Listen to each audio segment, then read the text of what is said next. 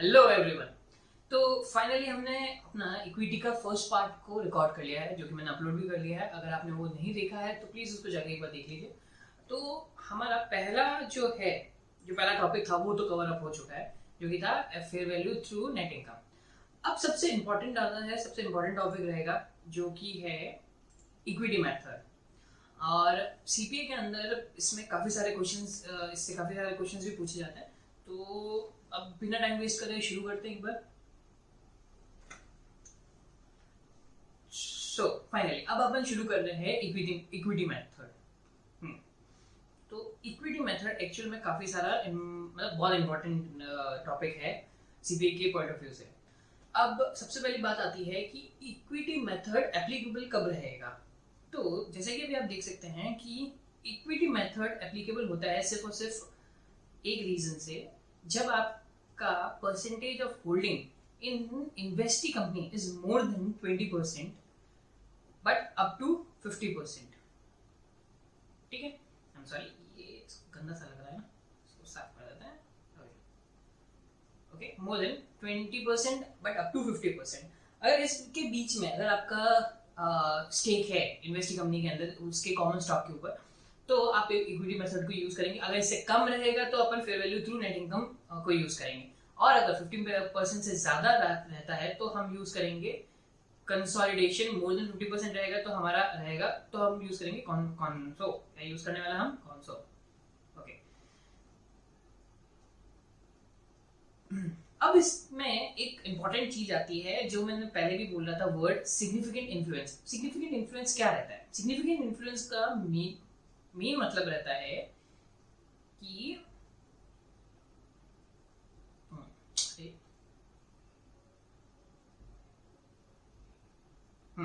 Significant influence का सबसे important मतलब मेन जो मतलब होता है वो ये होता है कि आप किसी कंपनी के अंदर उसकी बुक्स ऑफ अकाउंट्स को, उधर की होल्डिंग को, मतलब आपने वहाँ पर अपना डायरेक्टर अपॉइंट करा हुआ है, वहाँ की इंपॉर्टेंट डिसीजन को अगर आप इन्फ्लुएंस करें, मतलब मोटा मोटी तौर से ये बोला जाता है कि अगर आप वहाँ के मतलब इन्वेस्टी कंपनी के कोई भी डिसीजन को इन्फ्लुएंस कर रहे हैं तो उस पॉइंट को बोलेंगे significant influence.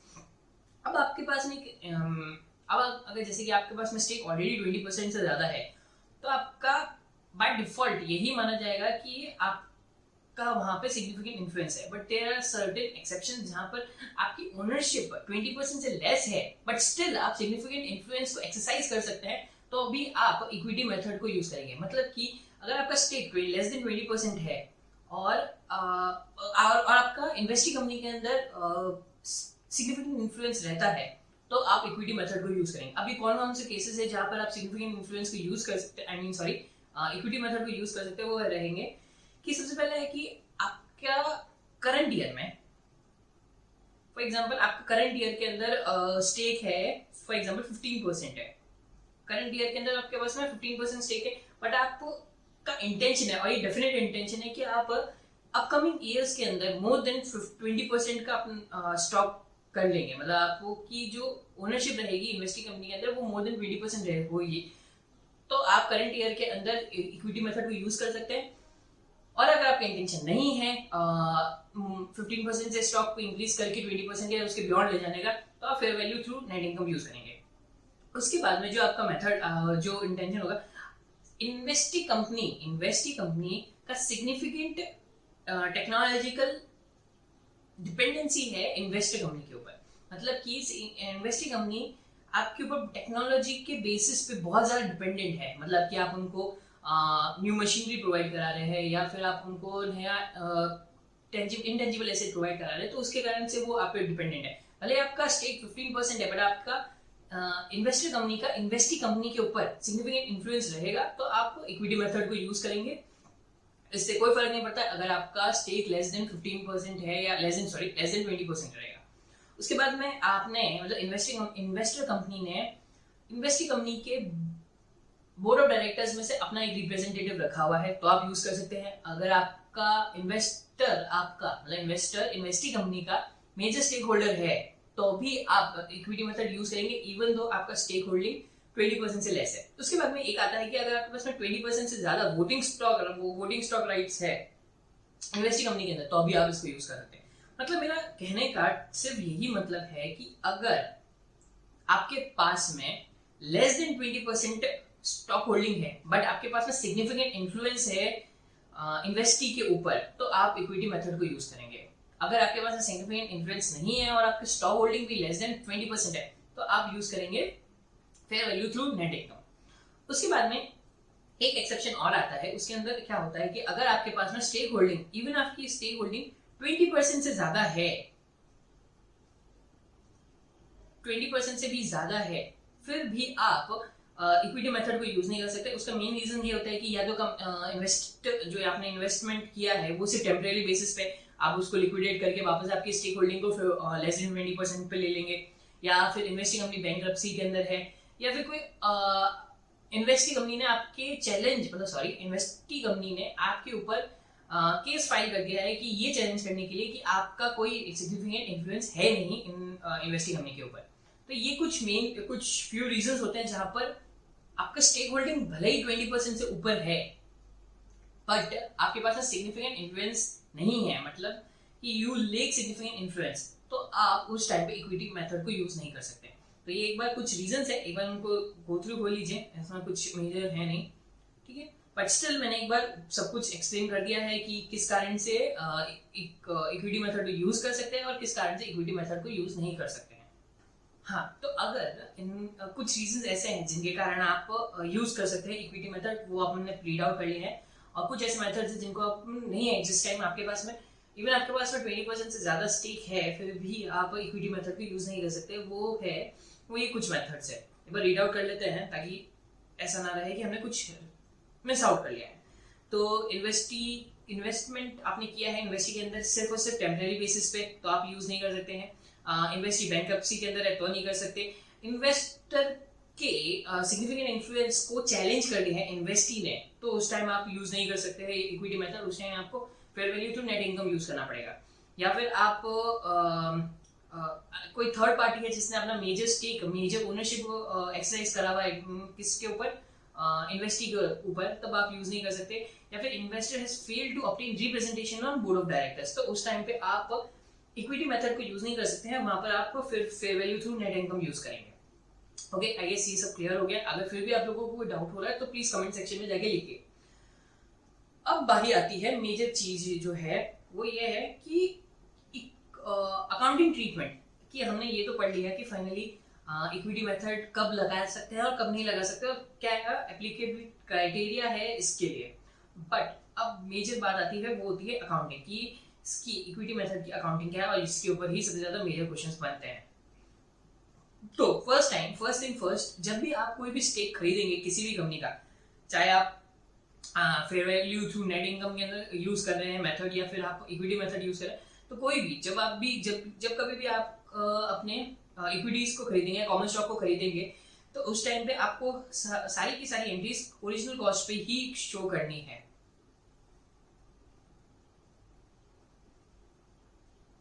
Okay, after then आपको आपके जो आप मेथड यूज कर रहे होंगे उसके बेसिस पे आपकी अकाउंटिंग ट्रीटमेंट्स होगी। ठीक है, अगर आप fair value through net income use करें तो उसकी अलग से अकाउंटिंग एंट्रीज होती है, और अगर आप इक्विटी मेथड यूज कर रहे हैं तो उसके लिए अकाउंटिंग एंट्रीज अलग रहती है।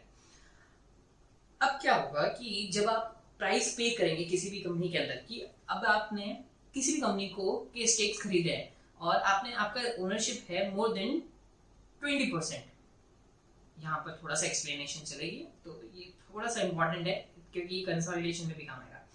अब आपकी स्टेक है 20% से ज्यादा, ठीक है, तो आपने परचेज प्राइस पे करिए, ठीक है, आपने कोई भी एक्स वैल्यू के अंदर परचेज प्राइस पे कर दी है।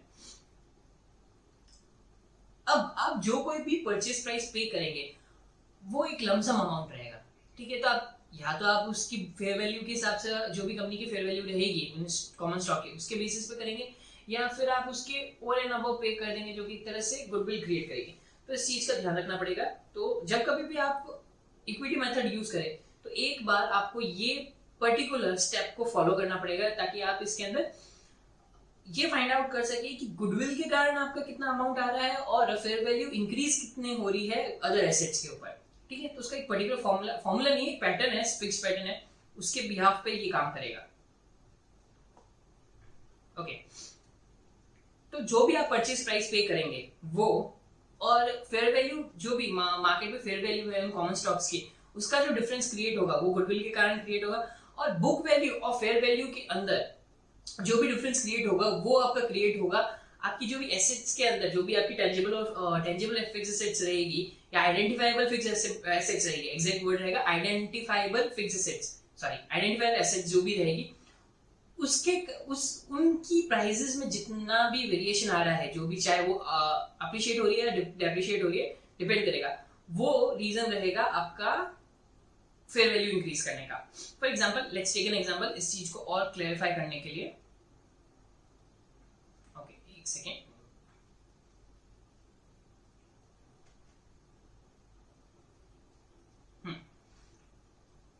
तो जैसे कि आपने परचेज करा है कोई भी कॉमन स्टॉक, आपने परचेज करा है 1 लाख के अंदर, $1 लाख के अंदर आपने परचेज करा है, ठीक है। वेयर एज उसी कंपनी की जो बुक वैल्यू थी वो थी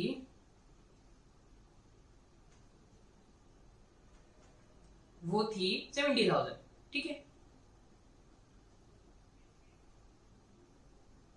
और उसी की फिर अब आप आपके क्वेश्चन में ऐसा लिखा हुआ होगा कि कुछ आइडेंटिफाइबल एसेट्स ऐसी है जिनके कारण आपकी बुक वैल्यू इंक्रीज हो रही है बाय 10,000, 20,000, 30,000। तो अपन ये अज्यूम करते हैं कि आपकी बुक वैल्यू जो भी आइडेंटिफाइबल एसेट्स है उनकी फेयर मार्केट वैल्यू इंक्रीज हुई भी होगी 10,000 से, तो आपकी फेयर मार्केट वैल्यू हो जाएगी 80,000 से। ओके, तो ये जो डिफरेंस काउंट होगा उससे बोलेंगे अपन गुडविल। और 70,000 से 80,000 पे जो भी डिफरेंस आपका आ रहा है उसका रीजन क्या हो रहा है, आपकी फिक्स एसेट्स एप्रिशिएट हो रही है बाय अमाउंट ऑफ 10,000। ओके, तो ये हुई आपकी आइडेंटिफाइबल एसेट्स जो कि इंक्रीज हुई है, आइडेंटिफाइबल एसेट्स। कूल। अब इस पर्टिकुलर सिनेरियो को यूज करने का ये मतलब है, इसका लॉजिक ये रहेगा कि आप कभी भी किसी भी कंपनी के कॉमन स्टॉक को खरीदेंगे तो आप एक लमसम अमाउंट को पे करेंगे, आप ये बॉदर नहीं करेंगे कि उसकी फेयर मार्केट वैल्यू क्या है, उसकी उनके मतलब एसेट्स कितने अमाउंट से अप्रिशिएट हो रहे हैं, तो आप एक पर्टिकुलर लमसम अमाउंट दोगे, तो उस लमसम अमाउंट से आपको ये बाइफोकेट करना पड़ेगा कि गुडविल पे आपने कितना इन्वेस्ट करा है और अदर एसेट्स पे कितना इन्वेस्ट करा है।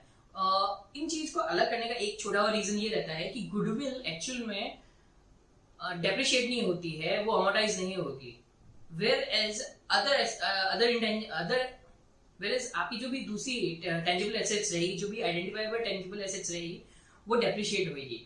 तो आपको ये चेक करना पड़ेगा कि गुडविल आपकी अमोर्टाइज हो रही है कि नहीं हो रही है, सॉरी आई मीन टू से गुडविल पे कोई इंपायरमेंट आ रहा है कि नहीं आ रहा है, और intangible assets sorry tangible assets है जो कि उन पे कितना अमाउंट से डेप्रिशिएट हो रहा है, वो कितना अमाउंट से राइट ऑफ हो रही है, उसका बस यही मेजर रीजन रहता है कि अपन ये अमाउंट को क्यों बाइफोकेट कर रहे हैं। अपन सीधा भी निकाल सकते थे कि 30,000 का आपका बुक वैल्यू से एप्रिशिएट हुआ, बट आपको स्टेप बाय स्टेप चलना पड़ेगा क्योंकि आगे जाके अकाउंटिंग एंट्रीज में इंपैक्ट आएगा। ओके, एक बार इस चीज को देख लेते हैं।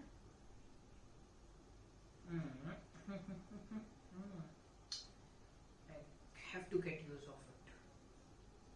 Okay, so fair value of the business typically equals to the consideration transferred, prices paid for investment of 100% of the 100% acquisition। मतलब कि आपको यहाँ पर 100% एक्विजिशन कंसोलिडेशन के बेसिस पे लिखा हुआ है, बट ये कंसीडर नहीं करेंगे अपन, इस चीज को अभी राइट ऑफ कर देते हैं, हटा देते हैं यहाँ से।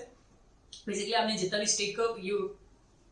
भी स्टेक खरीदने के लिए अमाउंट पे करा है, वो अमाउंट जो भी नेट फेयर वैल्यू है, नेट फेयर वैल्यू का मतलब होता है नेट एसेट्स लेस लायबिलिटी, तो आपकी आ जाएगी नेट, तो आ जाएगी नेट एसेट्स आपकी आ जाएगी। ओके, और उनकी जो भी फेयर वैल्यू होगी वो काउंट होगी, उसके बाद में जो भी आपकी नेट बुक वैल्यू है वो यहाँ पर यूज करेंगे और उसके बेसिस पे आपका सारा का सारा अमाउंटिंग निकल जाएगा। ओके, एक चीज आपको कंसिडर करनी है।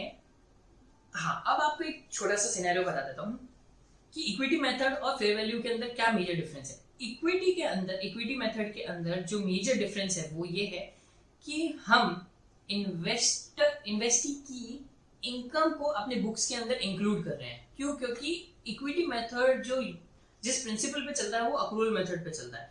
तो इन्वेस्टी की जितनी भी इनकम होगी हम उसे अपने अपने बुक्स के अंदर इंक्लूड करेंगे।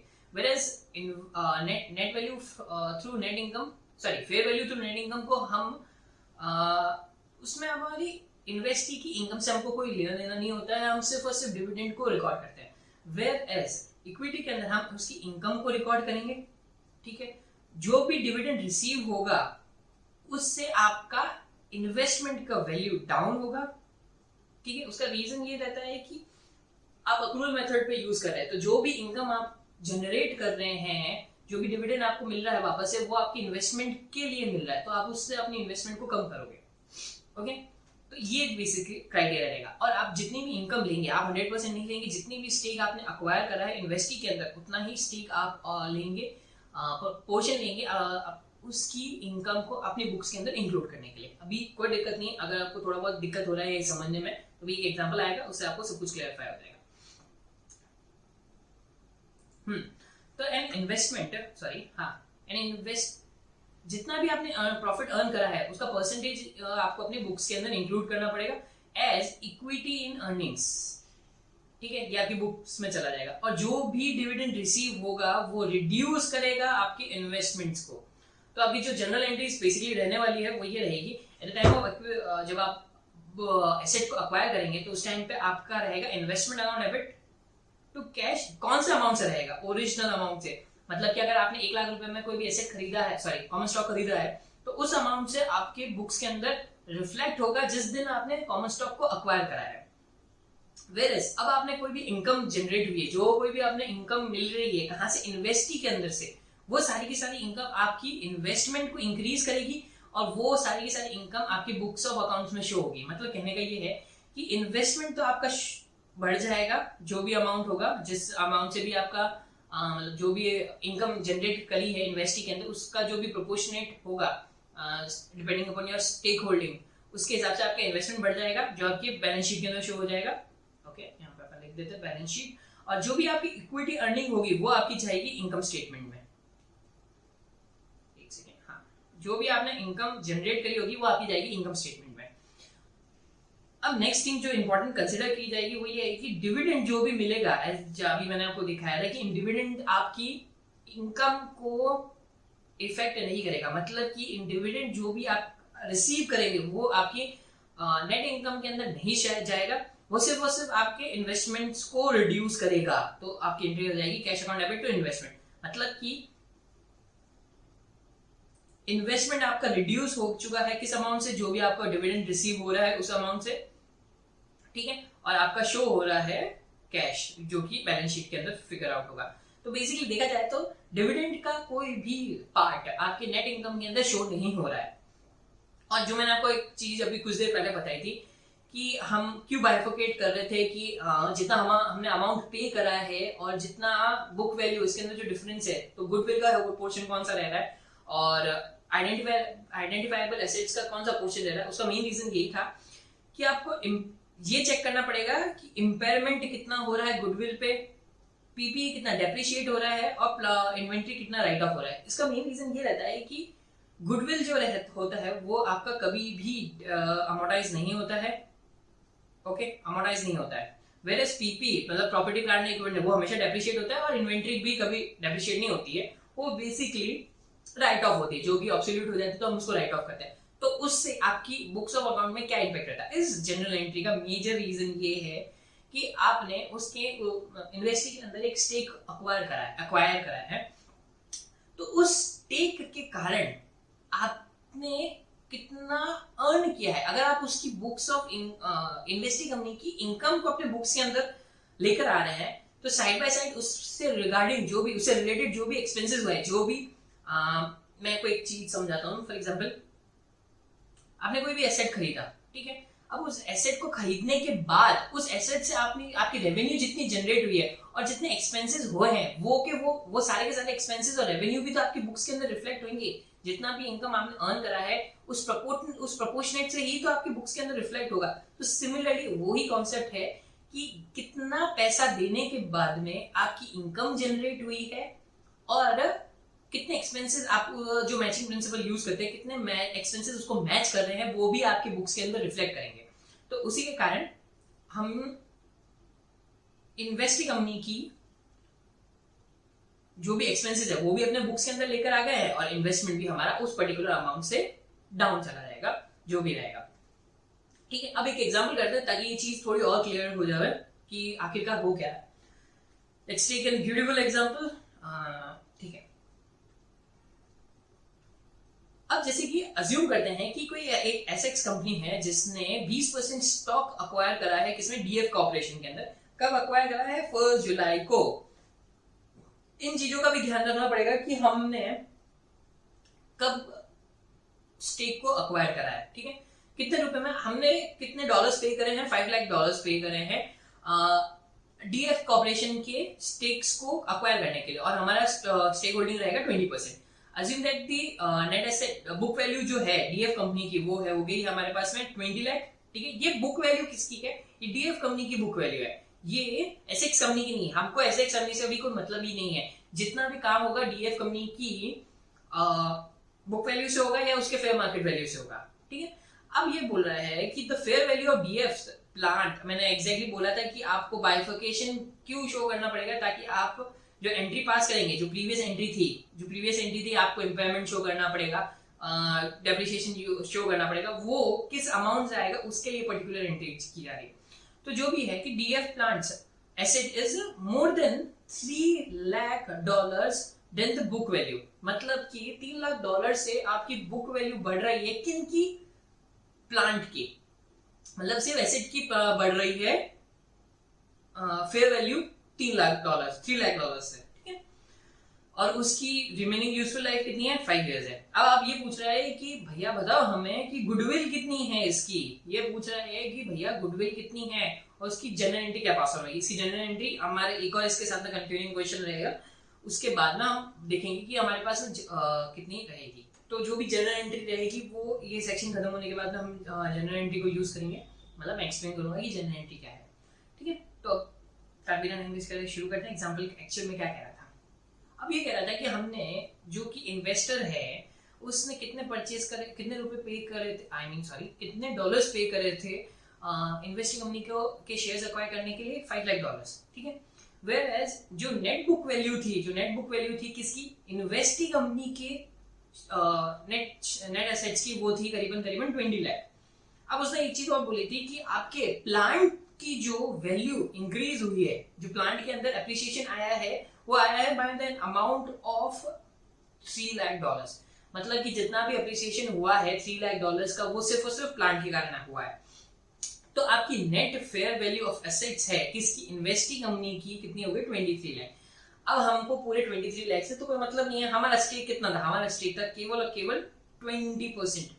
कितना था स्टेक, 20%। तो हमारी बुक्स के अंदर कितना अमाउंट रिफ्लेक्ट होगा, वो होगा सिर्फ और सिर्फ इस 20% के बेसिस पे, बाकी का हमें कोई लेना देना नहीं है। हम उस कंपनी के कोई भी स्टेक, हम उस कंपनी के कोई कंसोलिडेशन नहीं कर रहे, हम सिर्फ उतना ही अमाउंट ले रहे हैं जितना हमने इन्वेस्ट करा है, और उतना ही हम हमारी बुक्स के अंदर रिफ्लेक्ट भी कर रहे हैं।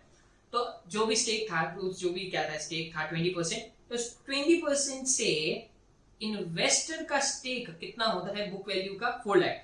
और हमारी इंक्रीज कितनी हुई थी बुक वैल्यू कितनी इंक्रीज हुई थी प्लांट की, बाय 3 लाख, तो उसका 20% आ जाता है 60,000। तो हमारी फेयर मार्केट वैल्यू हो गई 4,60,000 किसकी, नेट एसेट्स की, इतना ही अमाउंट था। और क्वेश्चन क्या बोल रहा था, क्वेश्चन पूछ रहा था कि भैया किस अमाउंट से हम हमारी गुडविल का अमाउंट क्या है, तो 4,60,000 से 5 लाख पे कर रहे हैं कि हमने, मतलब जिसकी फेयर वैल्यू थी 4,60,000, उसके लिए हमने पे कर दिया है 5 लाख। तो हमने उसको ओवर एंड अबव कितना पे करा है, हमने उसके लिए ओवर एंड अबव पे करा है 40,000। आई एम सॉरी, ये 4 लाख नहीं है, ये तो है 40,000।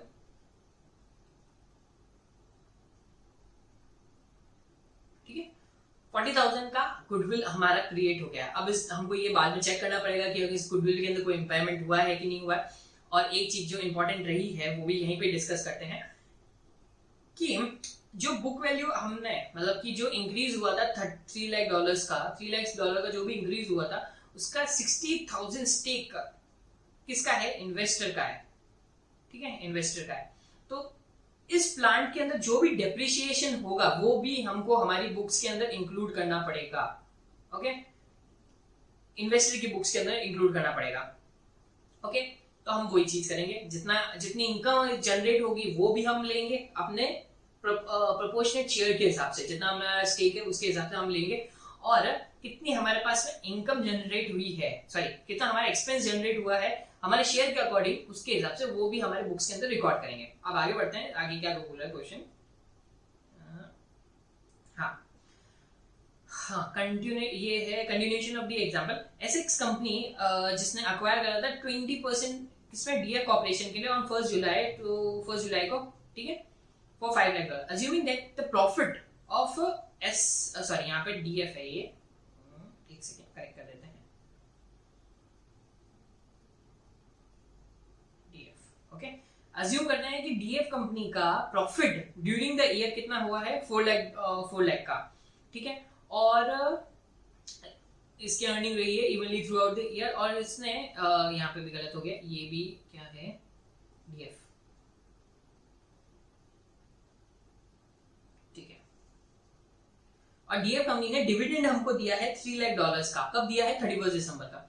तो देख रहे हैं कि 1 जनवरी से 1 जुलाई तक का हमारा इनकम हो गया, सॉरी हाँ, डीएफ कंपनी का इनकम हुआ है 2 लाख का, और 1 जुलाई के बाद से 31 दिसंबर तक की इनकम किसकी हुई है, डीएफ इनकम, डीएफ कॉर्पोरेशन की, वो भी हुई 2 lakh, which totals to 4 lakh, मतलब कि $4 लाख तक का इनकम जनरेट हुआ है डीएफ कॉर्पोरेशन का। अब इस 4 लाख के अंदर हमारा शेयर कब होगा और कितना होगा, वो सबसे क्रूशियल पॉइंट है, क्योंकि आप जब कंसोलिडेशन करेंगे ये पार्ट उधर भी काम आएगा, तो इससे बेटर यहीं पे देख लेते हैं। अब जहां पे मैंने आपको स्पेसिफिकली बोला था कि ये जरूर कंसिडर करना होगा कि कब हमने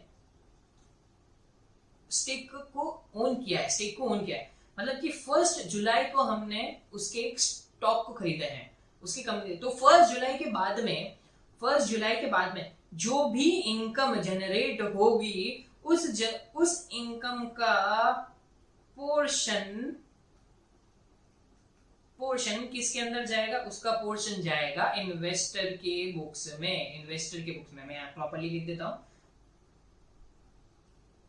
ठीक है, इन्वेस्टर के बुक्स के अंदर उसका प्रोपोर्शनेट जाएगा, क्यों, क्योंकि उसके खरीदने के बाद ही ये इनकम जनरेट हुई है, इतना ही, और उसी के प्रोपोर्शनेटली आपको रेवेन्यू भी आपके बुक्स के अंदर इंक्लूड करना पड़ेगा। तो यहाँ पे क्या बोल रहा है कि what would be the equity method by using in year and acquisition, ठीक है, मतलब कहने का ये मतलब कि इक्विटी मेथड के अंदर जो भी एंट्रीज होगी उसको डिस्क्राइब करते हैं, ठीक है, अपन आगे चलते हैं। अब यहाँ पे जो जब आपने परचेज करा था स्टॉक को, जिस दिन आपने परचेज करा था स्टॉक को, मैं 1000 बार बोल चुका हूँ कि वो ओरिजिनल कॉस्ट पे ही होगा, तो equity method investment account debit to cash आपकी होगी इन्वेस्टमेंट 5 लाख से बुक, मतलब आपके बैलेंस शीट के अंदर आ गया, साथ ही साथ में अपन यहाँ पे शो भी कर देते हैं ताकि बेस्ट रहेगा। एक सेकेंड,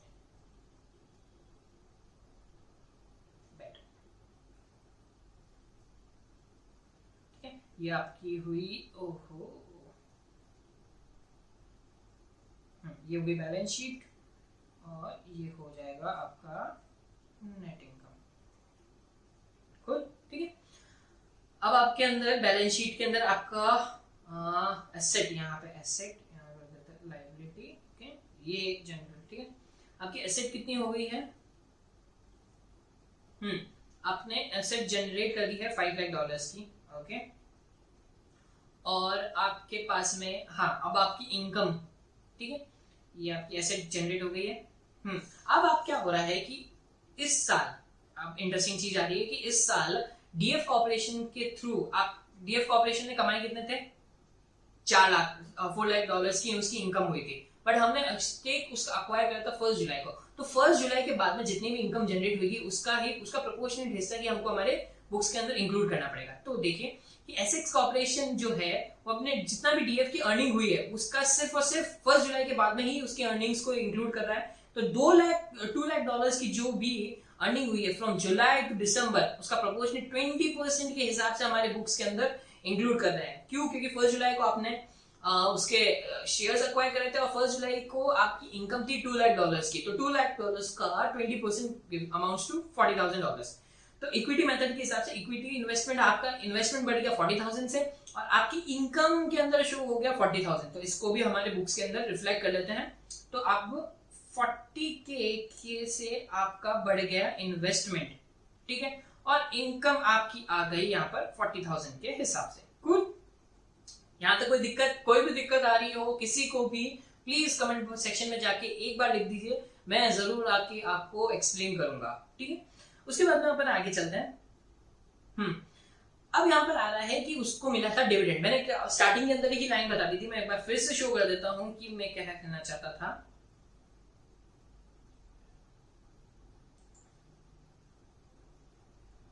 कहाँ गया लाइन? हाँ, मिल गया। मैंने स्टार्टिंग में बोल दिया था कि कोई भी डिविडेंड इनकम होती है, कोई भी डिविडेंड इनकम होती है, dividend income reduces the investment, ठीक है। तो अब आपको डिविडेंड कितना मिला है? अब आपको डिविडेंड मिला है $33 लाख का आपको डिविडेंड मिला है, वो भी 31 दिसंबर को।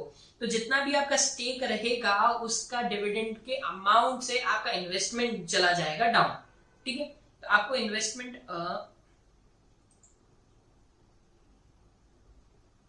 परफेक्ट, आपका इन्वेस्टमेंट था 20%, किसके अंदर? एसेक्स कॉर्पोरेशन के अंदर, सॉरी DF कॉर्पोरेशन के अंदर आपका स्टेक था 20%। आपको डिविडेंड मिला है $33 लाख का, तो 60,000 का डिविडेंड मिला है। अब 60,000 के डिविडेंड से आपका इन्वेस्टमेंट हो जाएगा कम, तो ये हमने रिड्यूस कर दिया हमारा इन्वेस्टमेंट। कितना रिड्यूस कर दिया है? 60,000 से। और हमारी इनकम भी यहाँ पे, इनकम आएगी नहीं, क्यों? क्योंकि हम इसको डिविडेंड को बुक्स ऑफ अकाउंट के अंदर, नेट इनकम के अंदर शो नहीं करते, इसको हमारी इनकम नहीं मानते हैं, ये सिर्फ इन्वेस्टमेंट को रिड्यूस कर रहा है। अब जैसा कि मैंने बोला था कि जो भी एक्सपेंस होगा मैचिंग कॉन्सेप्ट के अकॉर्डिंग हमको हमारे बुक्स के अंदर शो करना पड़ेगा। तो इन्वेस्टी कंपनी के अंदर हमने हमारे स्टेक्स अक्वायर करने के बाद में कितना इंक्रीज हुआ था? $3 लाख का इंक्रीज हुआ था, ठीक है। तो $3 लाख का जो इंक्रीज हुआ था, हाँ, जैसे कि अब मैं जैसे बोल रहा था कि $3 लाख का इंक्रीज हुआ था प्लांट एसेट्स के अंदर, ठीक है। तो जो भी इंक्रीज हुआ है वो हमारे स्टॉक को खरीदने के बाद में हो रहा है, मतलब 1 जुलाई के खरीदने के बाद में हो रहा है। तो सिर्फ उतना ही हमारे बुक्स के अंदर रिफ्लेक्ट होगा जितना हमने पे करा है जिस डेट के बाद में।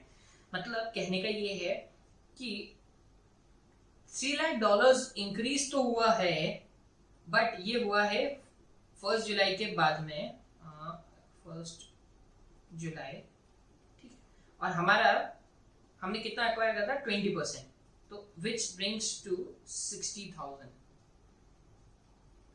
ओके। तो 60,000 का डेप्रिसिएशन, जो भी प्लांट था, 3 लाख थे, वो 3 लाख टोटली हमारे नहीं थे, उसका पोर्शन, मतलब $60,000 जो थे वो पोर्शन ही हमारे बुक्स के अंदर रिफ्लेक्ट होगा।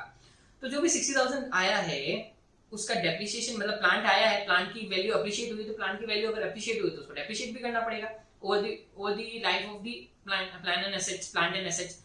तो 60,000 का डेप्रिसिएशन जो आया है, जो भी प्लांट इंक्रीज हुआ है, उसका डेप्रिसिएशन अमाउंट कितना होगा? 60,000 5 इयर्स का। बुक स्टार्टिंग के अंदर लिखा हुआ है कि हमारी जो लाइफ है उसकी वो कितनी है, ये देखिए, ये जो रिमेनिंग यूजफुल लाइफ है वो है 5 इयर्स। तो 5 इयर्स के हिसाब से हम डेप्रिशिएट कर रहे हैं उस पर्टिकुलर एसेट को। और हाफ ईयर का क्यों ले रहे हैं? हाफ ईयर का इसलिए ले रहे हैं क्योंकि हमने एसेट अक्वायर करी थी, कॉमन स्टॉक अक्वायर करा था 1 जुलाई को, तो उस हिसाब से आपका हाफ ईयर का डेप्रिशिएशन लगेगा करंट ईयर के अंदर, ठीक है। तो आपकी जनरल एंट्री बन जाती है equity method account debit to investment. मतलब कि कहने का ये हो रहा है कि इक्विटी मेथड के हिसाब से ये आपका शो हो जाएगा इनकम स्टेटमेंट में, और ये आपका रिड्यूस कर देगा इन्वेस्टमेंट, जो कि बैलेंस शीट का फिगर आउट हो गया।